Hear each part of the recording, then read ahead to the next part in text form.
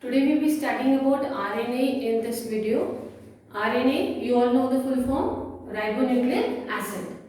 See, this was the first genetic material to be discovered. Now it has been proved experimentally that the first genetic material to be discovered was RNA. Obviously, it becomes very significant for our studies in genetics because the first study material or the first genetic material which was observed and studied was RNA only.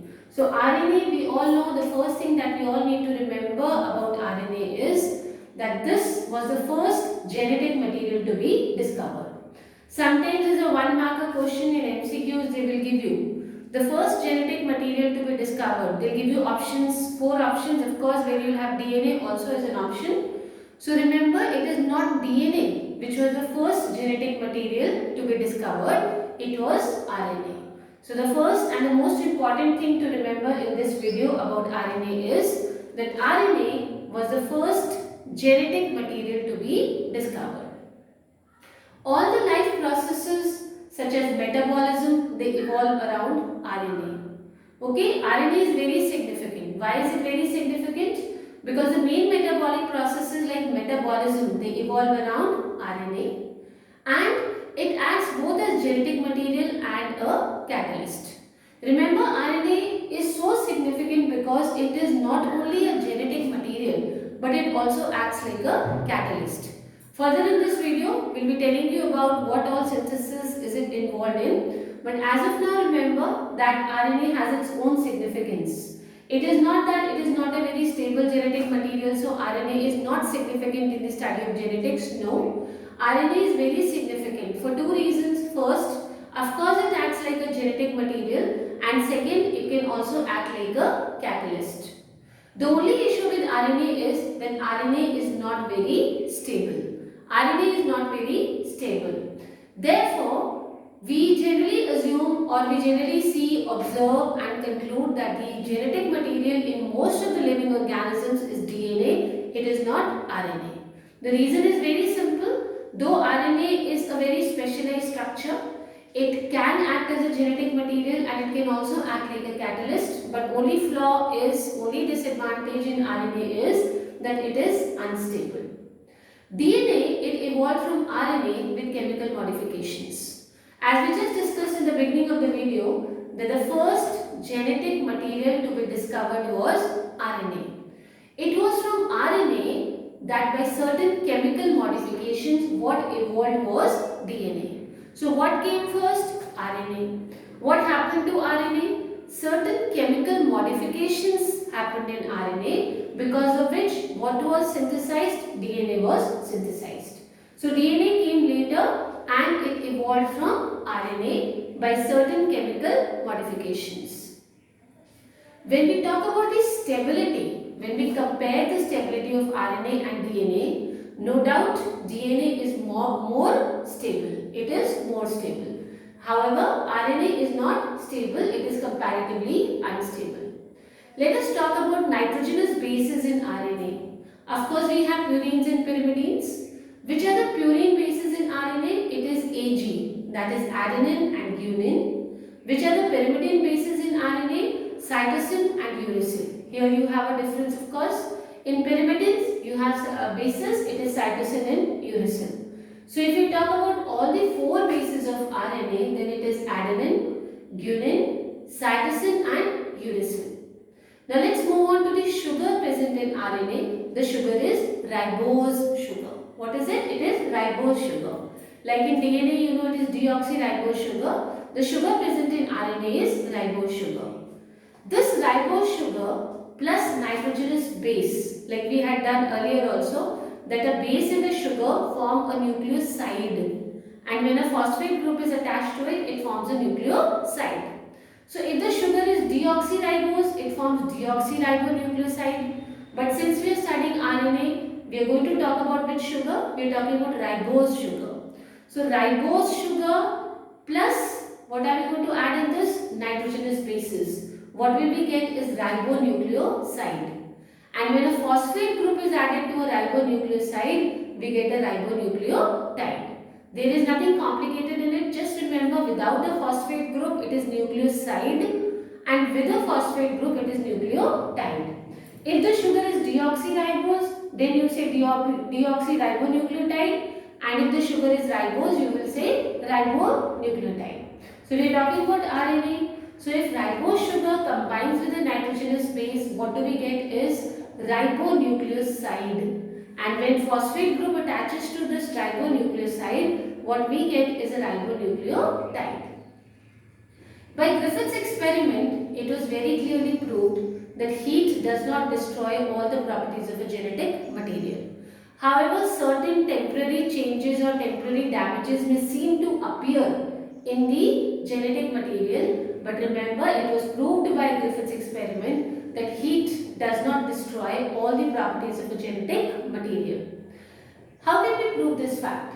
See, if two strands of DNA get separated when they are heated, when DNA is heated to a certain temperature, we will find that the two strands, we know it's a double-stranded structure, then the two strands of DNA will get separated when you heat them. But remember, whenever the conditions again become suitable, they again come together. So what does this prove? This proves that heat cannot permanently destroy or change certain properties of a genetic material.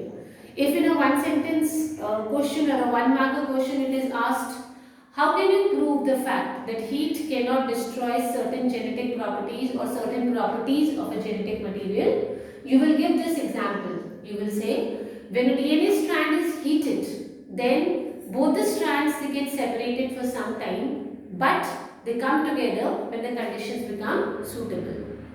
We also know that when we had done in the beginning, we did characteristic properties of a genetic material. We did that which material can be considered as a genetic material. One very important property, one very essential property of genetic material was that it should be stable. So no doubt, stability is the main property of a genetic material. Is it okay? Which is the main property of a genetic material? It is stability. Now, in the structure of RNA, what is the problem with RNA? Why is RNA not stable? Why is it so reactive? Why is it so unstable? Now let us move on to that. See, in the structure of RNA, we have two OH groups present at every nucleotide. So at every nucleotide, you have got how many OH groups? You've got two OH groups. Okay? This is the main problem here, that when it comes to stability, we are discussing why stability is less compared to DNA.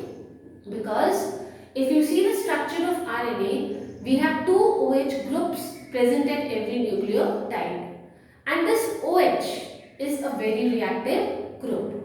Because of the presence of these two OH groups, RNA becomes easily degradable.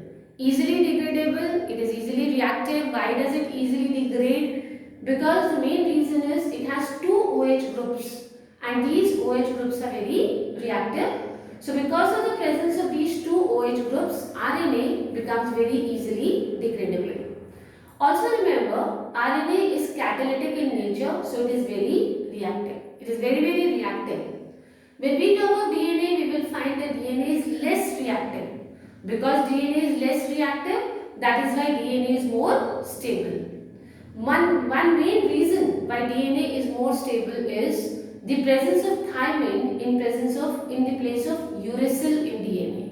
See, in DNA we do not have uracil. What is present is thymine. Apart from that OH factor, the OH group factor which I discussed, there is one more thing which gives more stability to DNA. Remember beta, that is the presence of thymine in place of uracil in DNA. We have uracil in RNA and we got thymine in DNA. Thymine is more stable. So thymine gives more stability to DNA. But both RNA and DNA have the power to mutate. When we say mutate, it means undergo changes, cause variations, cause mutations. So it is not that DNA is very stable, so no mutations will occur in DNA. This is not the fact. RNA, DNA both have the power of mutation.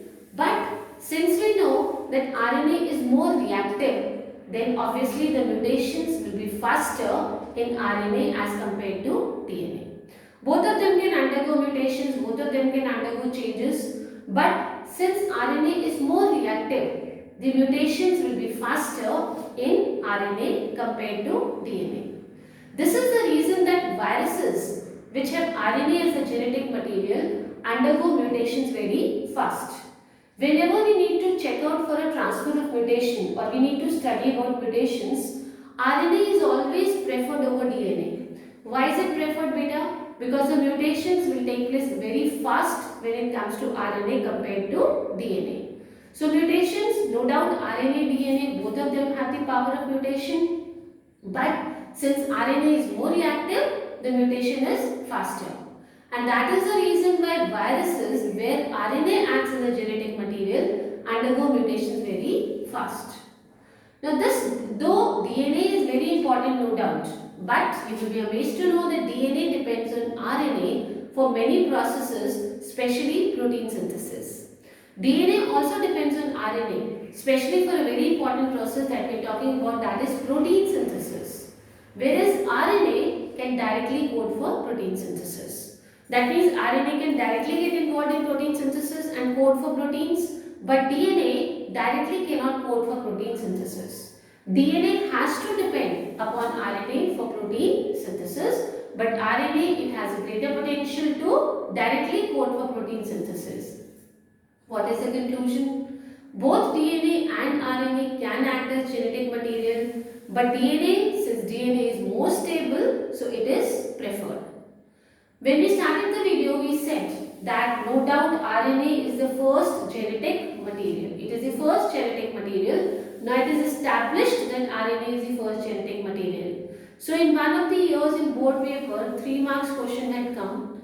The question was, give 3 reasons to prove that RNA was the first genetic material. Give 3 valid reasons to make us believe that yes, RNA is the first genetic material. It was not DNA which came first. So let us discuss that question very fast in this video only. It is an established fact that RNA is the first genetic material. It is proved because of the following 3 factors. Number 1, RNA is capable of both storing the genetic information and also catalyzing reactions. As I told you, RNA is capable of both. It can act both as a genetic material and it can also act like a catalyst. So, the first point that you will write is RNA is capable of both storing genetic information and also catalyzing the reactions. Second point you will mention, the essential processes like metabolism, translation, they all evolve around RNA. Main processes, the main processes that we have, beta, the main essential processes when we talk about like metabolism or translation, they all evolve around RNA. They are not possible without RNA. And the third and the last one, it can directly code for protein synthesis. It can directly code for protein synthesis.